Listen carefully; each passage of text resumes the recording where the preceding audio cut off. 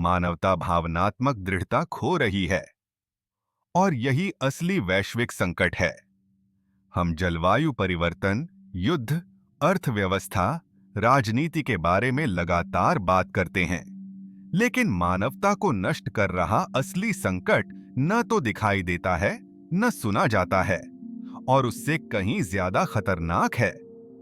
मानवता भावनात्मक दृढ़ता खो रही है, और जब किसी प्रजाति की आंतरिक शक्ति टूट जाती है, तो कोई भी बाहरी व्यवस्था उसे बचा नहीं सकती। मानवता इतनी टूटने वाली कब बन गई? हर दिन मैं ऐसे लोगों से मिलती हूं जो थके हुए नहीं, बल्कि समाप्त हैं, भटके हुए नहीं, बल्कि कटे हुए हैं, टूटे हुए नहीं, बल्कि भावनात्मक रूप से खाली हैं। लोग छोटी छोटी बातों पर ढह रहे हैं। एक देर से आया संदेश, किसी की आवाज का लहजा, हल्की असुविधा, एक साधारण अस्वीकृति, एक छोटी असफलता। क्यों?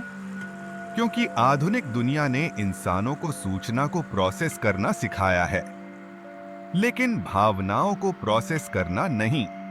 हमारे पास आज इतिहास के किसी भी युग से ज्यादा ज्ञान है, लेकिन आज हमारी समझ, विवेक सबसे कम है।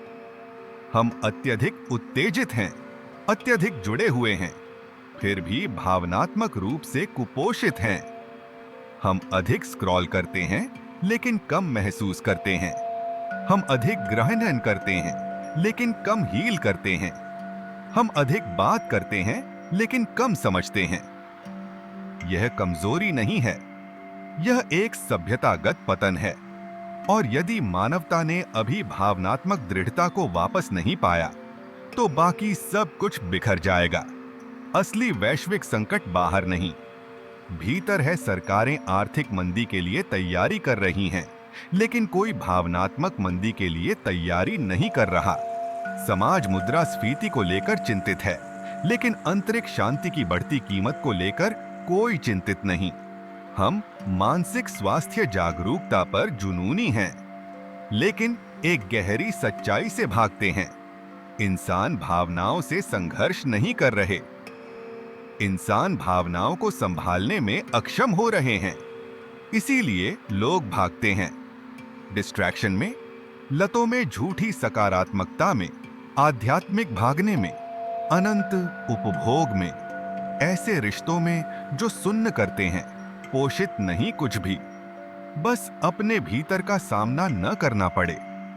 हमने बाहरी साम्राज्य बना लिए, लेकिन अंदर इंसान बिना लंगर के द्वीपों की तरह ढह रहे हैं। भावनात्मक दृढ़ता क्यों गायब हो रही है? क्योंकि हमने आराम को हीलिंग समझ लिया है। आराम सुन्न करता है, हीलिंग मजबूत बनाती है। हमने भावनात्मक नाजुकता को सामान्य बना दिया है। लोग आज जल्दी टूटते हैं, जीवन कठिन होने के कारण नहीं, मानसिकता कमजोर होने के कारण। हम बच्चों को सफल कैसे बनना है यह सिखाते हैं, लेकिन महसूस कैसे करना है यह नहीं। एक ऐसी पीढ़ी जो अपनी भावनाओं को संभाल नहीं सकती, वह अपनी किस्मत नहीं संभाल सकती। हमने आंतरिक शांति को शोर से बदल दिया है।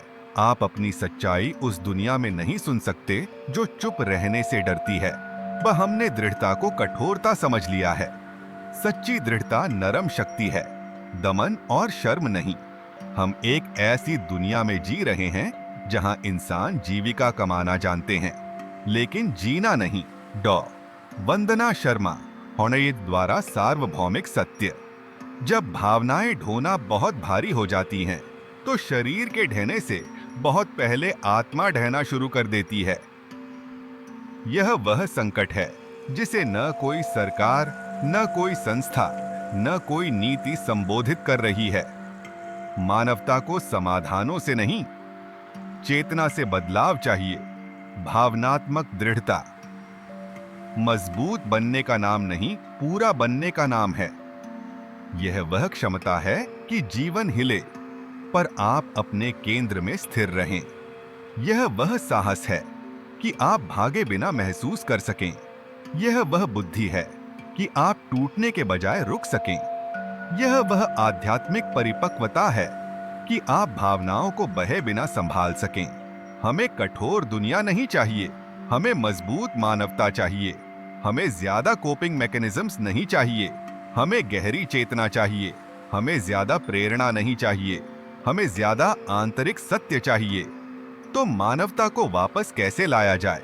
न तकनीक से, न केवल थेरेपी से, न जबरदस्ती सकारात्मकता से। मानवता तब उठेगी जब लोग अपने भीतर से भागना बंद करेंगे। बच्चों को भावनात्मक शक्ति नहीं, भावनात्मक डर सिखाया जाएगा। वयस्क महसूस करना सीखेंगे।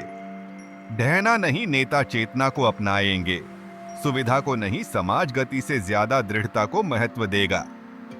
भावनात्मक दृढ़ता ही नई संपत्ति है, नई बुद्धिमत्ता है, नई आध्यात्मिक शक्ति है। वह जागरण जिसकी मानवता को जरूरत थी, पर पता नहीं था। मैं मानवता को डराने नहीं आया शापा आई हूं, मैं मानवता को जगाने आया सा आई हूं। असली संकट वह नहीं जो बाहर युद्ध के रूप में दिखता है, बल्कि वह है जो लोगों के मन के भीतर चल रहा है। असली महामारी वायरस नहीं था, बल्कि वह भावनात्मक नाजुकता जिसने दुनिया को इतनी आसानी से तोड़ दिया। और इस शताब्दी की सबसे बड़ी हीलिंग दवाइयों से नहीं, बल्कि चेतना से आएगी। मानवता को भीतर से फिर उठना होगा, और भी मजबूत, और भी स्पष्ट, और भी साहसी। भावनात्मक रूप से संरेखित, आध्यात्मिक रूप से जागृत। क्योंकि भविष्य उन लोगों का होगा जो अपनी भावनाओं को संभाल सकें, बिना अपनी आत्मा खोए।